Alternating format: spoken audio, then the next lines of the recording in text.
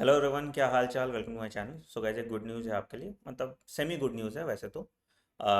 एक PIL file हुआ था कलकत्ता हाई कोर्ट में और उसका आज जजमेंट आया है। तो क्या है एग्जैक्टली समझिएगा और ज़्यादा खुश मत होइएगा इसमें, क्योंकि अभी हमें जंग आगे और लड़नी है। सिर्फ कलकत्ता हाई कोर्ट के इस डिसीजन से कुछ नहीं होगा। तो समझिए, जो पिटिशनर थे इनका नाम था तन्मय चट्टोपाध्याय। ठीक है, इन्होंने पिटीशन डाला क्या क्या चीज़ पे।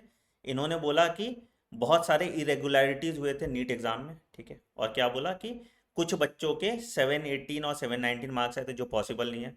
दूसरा बोला कि एनटीए ने इसको जस्टिफाई करने के लिए क्या किया, ये बोला कि सुप्रीम कोर्ट में जो नॉर्मलाइजेशन का टेक्निक बताया था कि बोनस मार्क्स दे दो, उसके हवाले से इनको बोनस मार्क्स दिया। बट बोला कि ये कैसे आप कर सकते हो पहले बिना किसी एफिडेविट दिया, मतलब एनटीए ने बताया तो किसी को था नहीं कि हम इनका बोनस मार्क्स देने वाले हैं। जब रिजल्ट आया, रिजल्ट पे हंगामा हुआ, तब एनटीए ने अपनी चोरी बताई कि हाँ मैंने इनको बोनस मार्क्स दिया है। तो वहां पे भी क्लैरिफाई किया।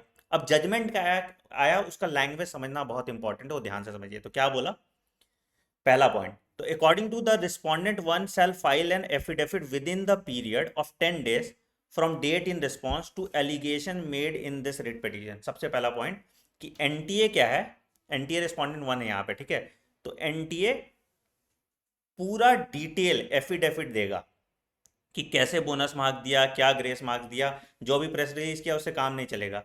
ठीक है, तो 10 दिन के अंदर एनटीए अपना जवाब दाखिल करेगा। ठीक है, दूसरा, एफिडेविट में डिस्क्लोज होगा कि रिजर्वेशन पॉलिसी क्या था, किस बेसिस पे मेरिट लिस्ट प्रिपेयर किया गया, उन सब के बारे में बात किया गया। ठीक है, तो ये पहला पॉइंट नंबर वन था। दूसरा पॉइंट ये बताया कि मैटर को नॉर्मल बेंच पे डालो, रेगुलर बेंच पे डालो, ताकि उसको फास्ट ट्रैक उसकी हियरिंग हो पाए। तो अब कलकत्ता हाई कोर्ट इसको फिर से हियर करना स्टार्ट करेगा। ठीक है, अच्छा। और एनटीए को बोला भैया सारा रिकॉर्ड प्रिजर्व करके रखना, ओएमआर सब प्रिजर्व करके रखना ताकि जांच करने में आसानी हो। और जो काउंसलिंग का आउटकम है, मतलब ये नहीं बोला एनटीए ने, ये नहीं बोला कोर्ट ने कि काउंसलिंग को रोक दिया जाए। उन्होंने बोला कि जो काउंसलिंग का आउटकम है वो रिजल्ट जो रिट प्रिडिक्शन का आने वाला है उस पर डिपेंड करेगा। मतलब अगर मान लो अभी काउंसलिंग में किसी को सीट अलॉट भी हो जाता है, बट अगर जो रिट पिटिशन का रिजल्ट कुछ और आता है, कोर्ट कुछ और जजमेंट देता है, तो वो रिवर्स हो जाएगा। तो ये एक अच्छी न्यूज है आपके लिए। ठीक है, हम लोग भी बेटा अभी दिल्ली हाई कोर्ट में और सुप्रीम कोर्ट में भी पीआईएल फाइल करेंगे। ठीक है, उसके लिए मुझे कुछ आपकी हेल्प चाहिए। मैं पैसे नहीं मांग रहा आपसे, क्या हेल्प चाहिए वो ध्यान से सुनिएगा। मुझे कुछ डिटेल चाहिए आपके। क्या डिटेल? ऐसे बच्चे जिनके ओएमआर में मार्क्स कम आ रहे थे, मुझे पता है कोई क्यों ही बताएगा, बट फिर भी आप बताइए, बच्चा दूसरों का भला होगा, और एक्चुअल मार्क्स ज्यादा है।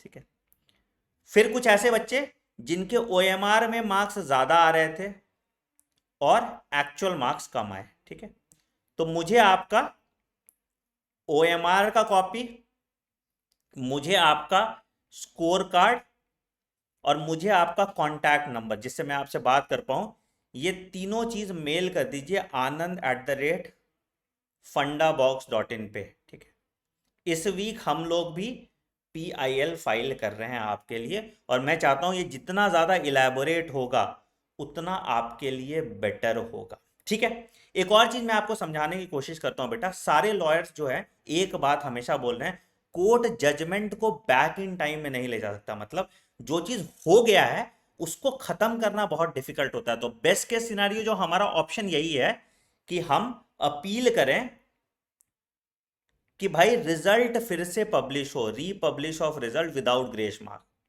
ठीक है, रिजल्ट विदाउट ग्रेस मार्क। ठीक है, तो प्लीज अगर कोई भी बच्चा है जो इसके पास ये डेटा है, मुझे मेल करें और इस वीडियो को आप शेयर कर दीजिएगा ताकि ये उन बच्चों तक पहुंच पाए। Thank you.